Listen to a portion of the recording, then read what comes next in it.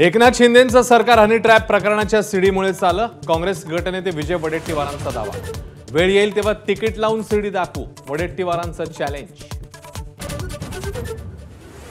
राज ठाकरेंचं मराठी प्रेम आणि हिंदी विरोध सीझनल आहे। भाजप नेते मनोज तिवारींची टीका, तर विजय मेळाव्यात राज ठाकरेंनी केलेलं भाषण चिथावणीखोर, एका वकिलाची हायकोर्टामध्ये याचिका। कांदिवलीतला सावली बार पत्नीच्या नावावर पण 30 वर्षापासून शेट्टी नावाचा माणूस चालवतो, रामदास कदम यांचा दावा।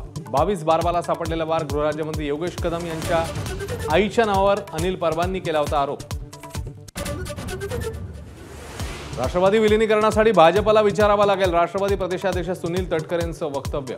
तर पक्ष वाढवण्यासाठी कोणाच्या परवानगीची गरज नाही, सुप्रिया सुळेंचा हल्ला।